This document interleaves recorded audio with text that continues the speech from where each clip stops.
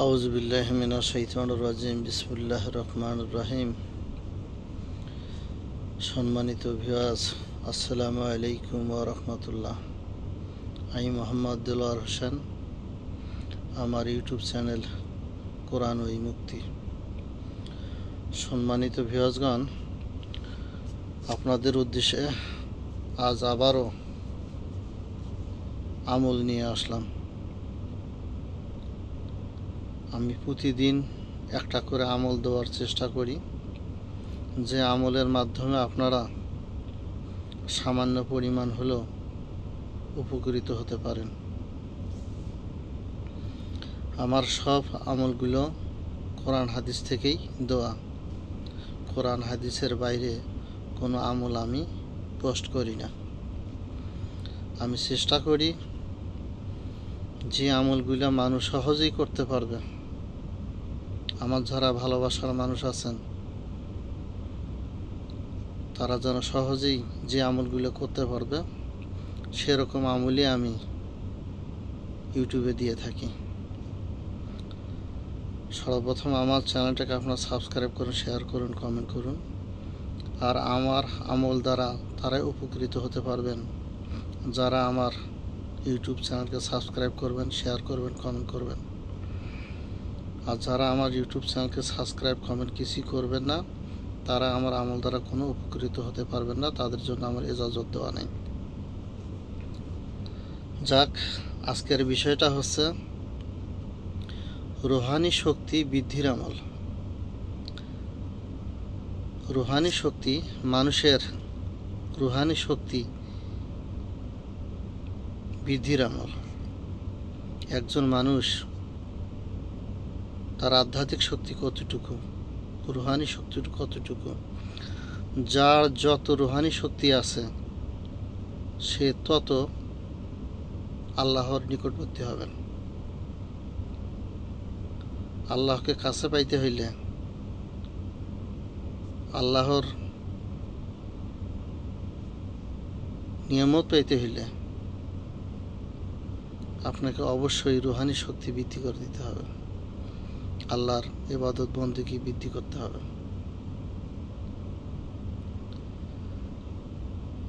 এই পৃথিবীতে যত ওলি আউলিয়া, গাউস, কুতুব, হক্কানি, রব্বানি, আলেম, ওলামা, বুজুর্গানে দিন, যারাই এই পর্যায়ে পৌঁছেছেন, তারা এই রুহানি শক্তির বৃদ্ধির দ্বারাই এই রাস্তাগুলো তারা খুঁজে পেয়েছেন।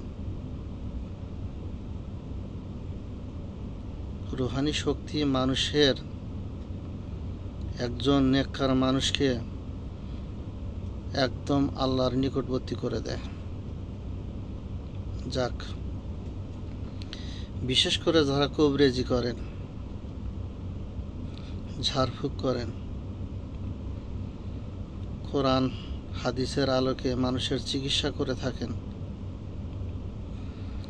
জিনে আক্রান্ত রোগীর চিকিৎসা করেন, জাদু আক্রান্ত রোগীর চিকিৎসা করেন, বিভিন্ন রোগের চিকিৎসা করেন, তাদের যার যত বেশি রুহানি শক্তি আছে সে তত বেশি সফলতা পায় চিকিৎসা করে।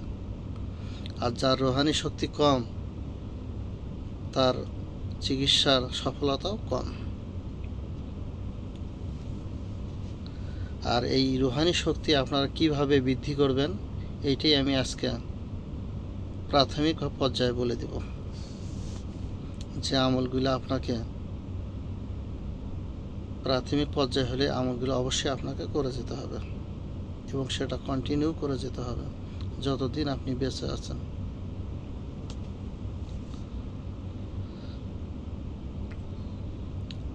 মানুষকে সেবা দিতে হলে কোরআন হাদিসের আলোকে যে ব্যক্তি সেবা দেবে, কবরেজ, আলেম, ওলামা, মোতাব্বের, এদের দিলটাকে জাগ্রত করতে হয়, কলবটাকে জাগ্রত করতে হয়, আল্লাহর জিকির বেশি বেশি করতে হয়। তাহলে কলব জারি থাকে।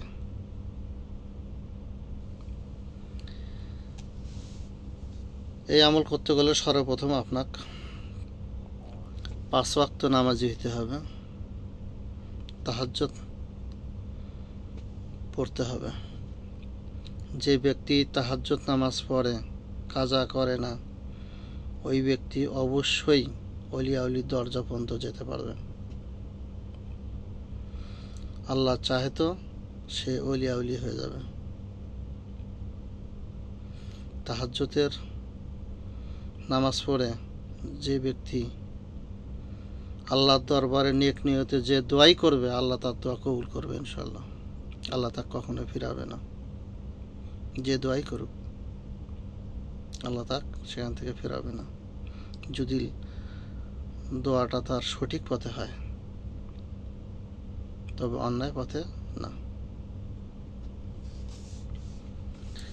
এই আমল করতে গেলে যেমন সকাল সন্ধ্যার কিছু আমল আছে, 5 ওয়াক্ত নামাজের পর কিছু আমল আছে।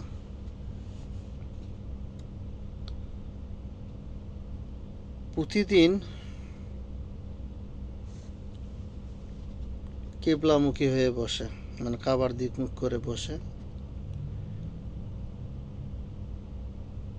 প্রতিদিন এই আমলগুলো করবেন। এমনি নামাজের পর তসবিহ তাহলে যা পড়ার তো পড়লেনই, আর স্পেশালভাবে রুহানি শক্তি বৃদ্ধির জন্য এই আমলটা কন্টিনিউ করে যাবেন। আপনি সেটা যে কোনো নামাজের পর করতে পারেন, তাহাজ্জুদের সময় করতে পারেন, 5 ওয়াক্ত নামাজ শেষও করতে পারেন, সেটা আপনার মর্জি। সর্বপ্রথম পবিত্র হবেন, ওযু করবেন, নামাজ শেষ করলেন, সালাম ফিরালেন। এরপর ওই জায়নামাজে বসেই 11 বার দুরূদ শরীফ পড়বেন। যদি 11 বার না পারেন, না হলেও নিম্ন 7 বার দুরূদ শরীফ পড়ে নেবেন, 11 বার ইস্তিগফার পড়ে নেবেন।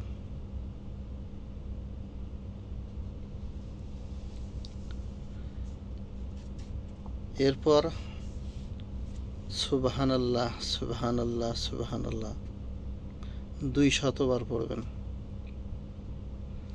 সুবহানাল্লাহ সুবহানাল্লাহ সুবহানাল্লাহ 200 বার পড়বেন, গুনে গুনে পড়বেন। এরপর পড়তে হবে আলহামদুলিল্লাহ আলহামদুলিল্লাহ আলহামদুলিল্লাহ 200 বার পড়বেন। আবার আল্লাহু আকবার আল্লাহু আকবার আল্লাহু আকবার 200 বার পড়বেন।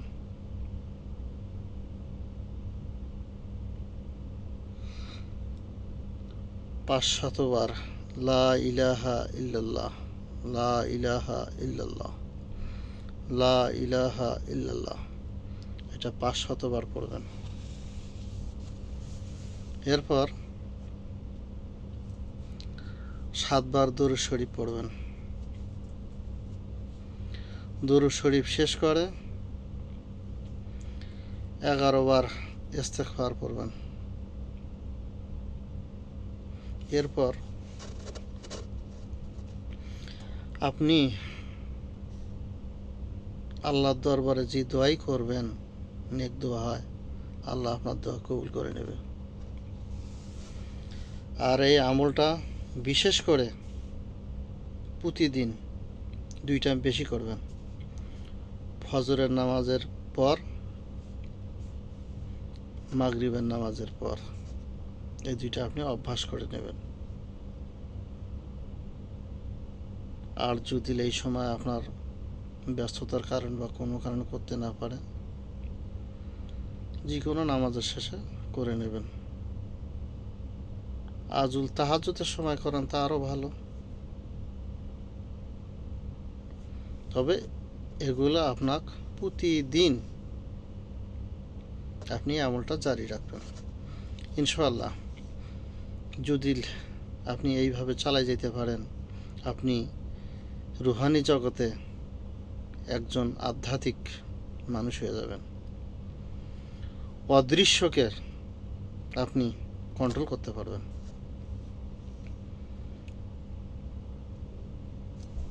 জাহেরি, বাতিনি, গায়েবী তিনটাই আপনার আয়ত্তে থাকবে।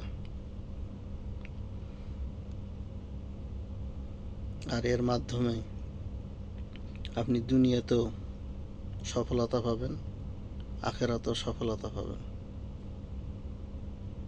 আজকের আমল এটাই ছিল।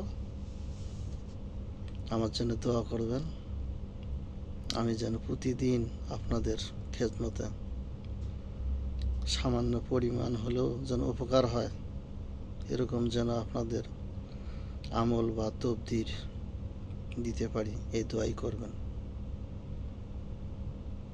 আপনারা ভালো থাকেন, সুস্থ থাকেন। আসসালামু আলাইকুম ওয়া রাহমাতুল্লাহি ওয়া বারাকাতুহু।